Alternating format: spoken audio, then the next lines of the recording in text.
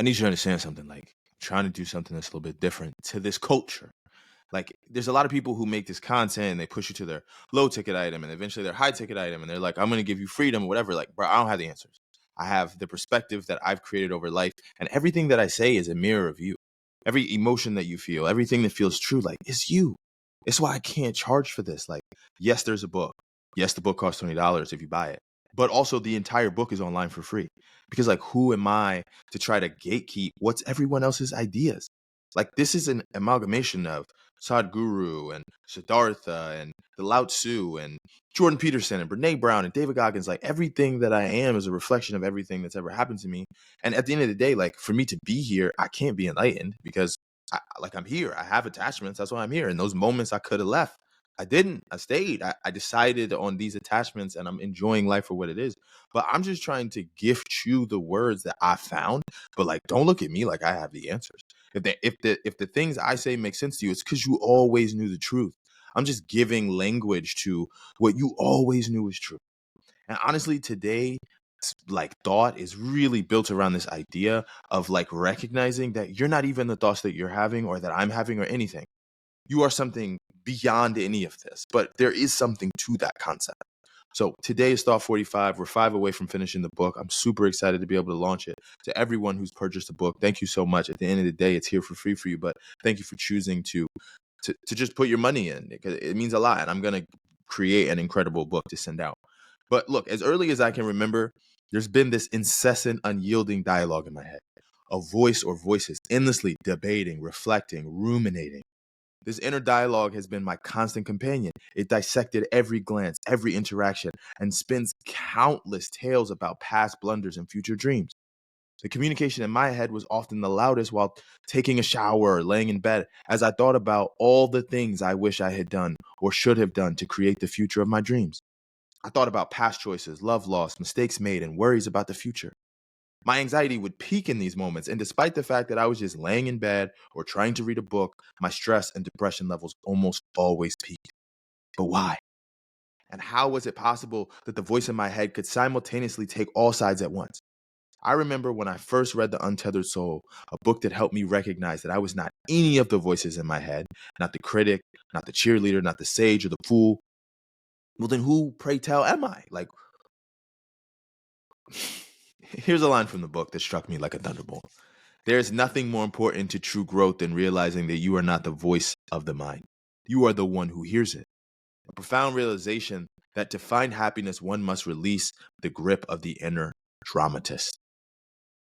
The hardest part about recognizing that the voice in my head was not me was not that the voice was just chattering away for no reason, but that I, in some ways, had come to love the drama that constantly unfolded in my head. The moments of lust, anxiety, stress, joy, and excitement, all fueled by the chatter. When I finally got to a point that the talking started to slow, I noticed a new depression. I was left in a peculiar state of emptiness, a void where once there was a relentless narrative. I was faced with the uncertainty of not knowing what to do with myself. What was I supposed to feel in these moments when the constant chatter in my head, which had always helped me experience a range of emotions, was no longer there? What was I supposed to do with the emptiness that remained? The truth revealed itself, highlighting one of my greatest fears, more intense than depression, more overwhelming than my anxiety or stress, the fear that I wouldn't know who I was without the drama my brain had created. I felt empty. In these moments, I was reminded that I had the opportunity to be grateful, to appreciate the life I had been given. I realized that I had been so absorbed in categorizing the world into segments I considered good, bad, stressful, or exciting that I had overlooked the specialness of the present moment.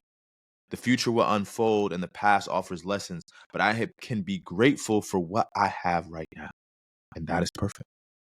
You are perfect. And regardless of whether you believe the voice in your head is truly you or not, this moment remains perfect. And I hope you awaken to its beauty, because it is. And that to me is just what's interesting about life. Like, I think for a lot of us, we feel like, yo, what I want more is to not feel depressed or not feel anxious or not feeling these other things. I'll be honest, for me, that wasn't the case. What I was more scared of than anything else was, who am I without this? Like, I didn't realize that until it really hit home when I was trying to remove those voices. Because if I'm in the gym and I'm not looking around thinking about what's going to happen next and what this lift means and this and that, and like, oh, I need to push myself. I'm anxious. I'm stressed. I'm depressed. This happened. That happened. Let me watch this show. What does this mean? What does that mean? That's beautiful. That's ugly. That's this. It's like, who am I when all of that subsides?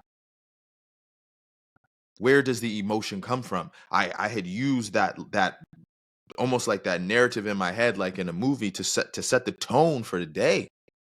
I wake up in the morning, I'm like, yo, it's time to go to the gym. Then a part of me is like, I don't want to get up. Then a part of me is like, but we said we would. And then a part of me is like, come on. And I'm like, I'm just fighting myself. I set the alarm the night before. Part of me was like, don't oversleep. Another part of me was like, we're not gonna oversleep. Like, fall in love. It's like, is this the one? Yes, she is. Yeah. Oh, what about this? What about that? How about this change? Have you talked about this? They're not texting you back because of this and that. Like, you're just feeling all this fuel and emotion and everything else. And it just continues this narrative in your head of how life is supposed to be or should have been.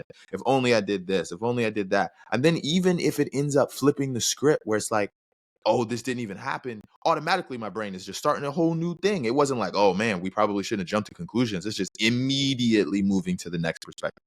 Like, without even, like, it's almost kind of crazy. It's just running. Like, oh man, she's not gonna text. She's not gonna text. She's not gonna text. She texted me. Oh my gosh, she texted me. Da-da-da-da-da-da. Like, it wasn't like, what were we so worried about? Why were we so anxious? It's just like kept going, kept going. And I feel like as a culture, we just want to go. Like, we don't really think about the fact that we could just be grateful in the moment. And this is something I'm super passionate about. In general, I still struggle with it sometimes. It comes back, it bites me. I'm worried about the future. I'm worried. I'm wishing I had done something different in the past. But at the end of the day, it's all perfect. If it was supposed to be another way, it would have. And you're perfect in this moment. You're amazing. You're sensational. You're divine. You're immaculate. You're tantalizing. You're passionate. You're perfect. And no matter what ends up happening, remember, nothing's real. Peace.